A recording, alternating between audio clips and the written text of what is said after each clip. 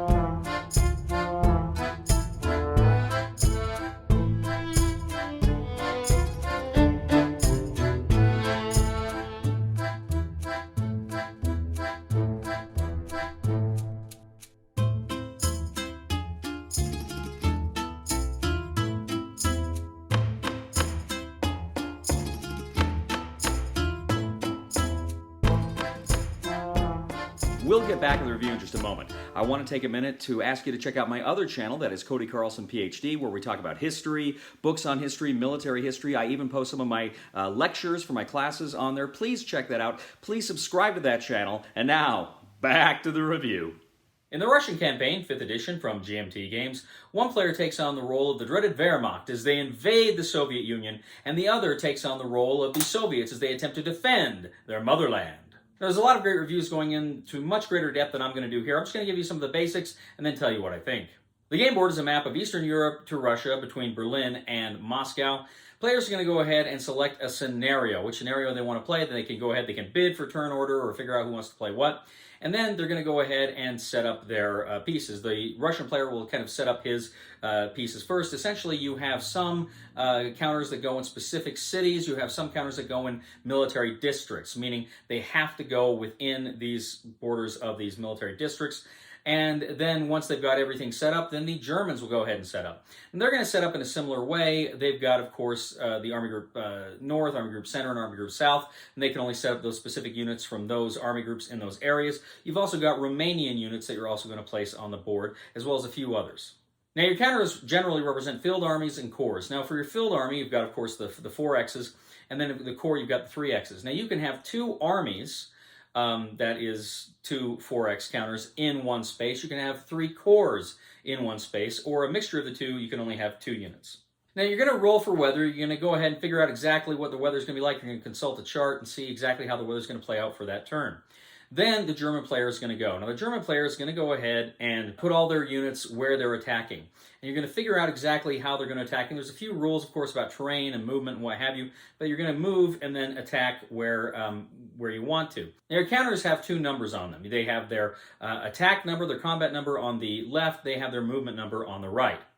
So when you're going ahead and attacking, you essentially figure out exactly everything that's attacking what counter. Then you add the combat value of them together, and you add the combat value of the defender together, and you figure out what factor you're looking at, right? You're saying, is it 2 to 1? Is it 3 to 1? Is it 4 to 1? I think if it's 10 to 1 or greater, it's an automatic advance. You essentially just can get rid of that guy. It's an automatic advance. Otherwise, you're going to look at the factors and then you're going to roll the die. You're going to essentially compare the die to a chart, the combat chart, which says, what the factor is. And then depending on what the factor is and what the die is, it may be, defender retreats, attacker retreats. It may be both retreat. It may be just contact. Nothing really happens there. It may be something along the lines of you may completely eliminate the defender. The defender may surrender to you. So there's all sorts of things that potentially can happen when you have a conflict like this. So once you go ahead, you roll that off, you figure out all of the advances there and all the attacks, then you actually move on to a second impulse, and the Germans get to go again. You go ahead, you play out that second impulse, and then it switches over to the Russians. And the Russians then, they can go ahead and they can attack or scramble to move, whatever they're going to do, but they have a first impulse, they follow that through. If they do attacks, same things with the factors, and then of course they would go to their second impulse and do what they wanted to do there as well. Now as the turns advance and you move further into the summer and into the fall, you go ahead and you get reinforcements. And you get reinforcements coming directly off the card. A lot of them you're placing in specific places. Some of them you have more freedom to place as you want. Now, as you do this, of course, players are worrying about things like keeping in supply, keeping close to the railheads. You can kind of build and create railheads as you go.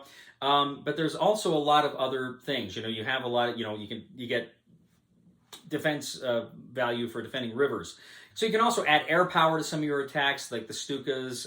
You can go ahead and bring those in to increase your combat factors there. There's different things you can do, but you're going back and forth. You are attacking, you are defending, you're falling back, you're kind of deciding what you want to defend and where you want to hold out. You're moving those reinforcements to the front, and you are desperately trying to either push forward into Russia or hold the Germans back. But each side has very specific objectives. There's chances for sudden death victory here, and whoever reaches their objectives first wins the Russian campaign, 5th edition. So let me just say, I didn't play this against a human being. I kind of played this solitaire going back and forth, and I only played the first few rounds of the campaign. I didn't play out the full game here. So maybe think of this more as an impressions video than a full review.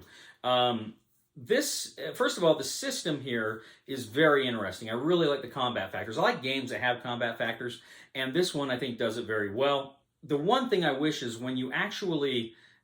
There are some player rates, but I don't think there's a player rate that actually says what the, you've got the factors and what you're rolling there. You got the charts for that, but it doesn't say exactly what happens. You got to consult the book. You got to go in the book, and it says in the book what happens. It'd just be nicer if there's a little card out there that said, oh, I roll this, then that happens, It'd be nice if they had included something like that. Generally, though, it's really good. It's a paper map, but production generally is pretty good here.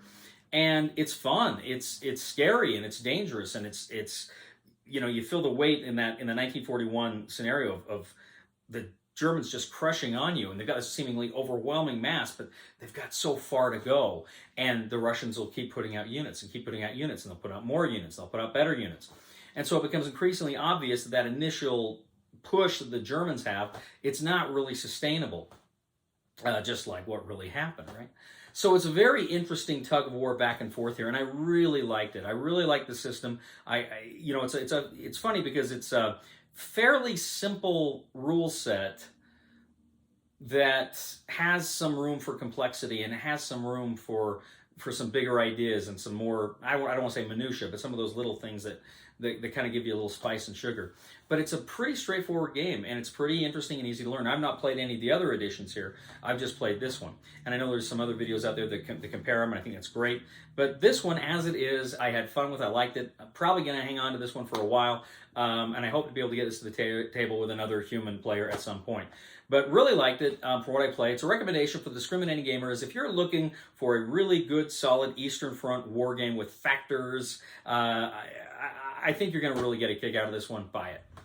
Well, ladies and gentlemen, thank you once again for joining us today on The Discriminating Gamer. As always, we ask you to please leave a comment for us on YouTube, on Wargame Geek, on our Facebook page, or on thediscriminatinggamer.com. We'd ask you to please like us on Facebook, subscribe to us on YouTube, and follow us on Twitter. I'd also ask you, ladies and gentlemen, to please check out my other channel, that is Cody Carlson, PhD. There we talk about military history and books on history. I'm currently uploading my lectures from my World War II course on that channel, so please check that out.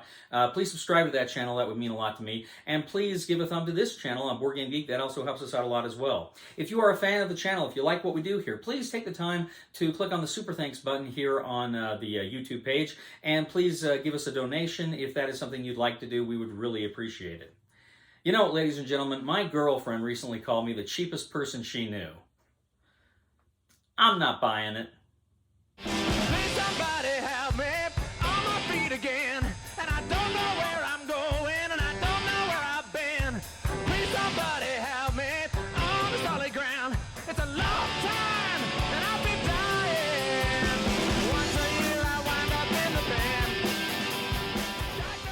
Sean, I gotta tell you, I really love that Uncle Sam outfit and the way you've really gotten into the spirit of this game. Thanks, Cody. And I like how you've really gotten into the spirit of the game with your drab, humble, communist clothing, your round, Khrushchev-like face, that blank stare that just screams public education, your propensity to always split the bill perfectly even, although we know that you ate more onion rings than the rest of us, and your unwillingness to name names, even though you are full aware who egged my car last week, and your complete lack of overall hygiene that will ensure that no one ever loves you. You have really brought the whole feel of communism to the table. Well, anyway, on with the review. Yeah, let's review the game now.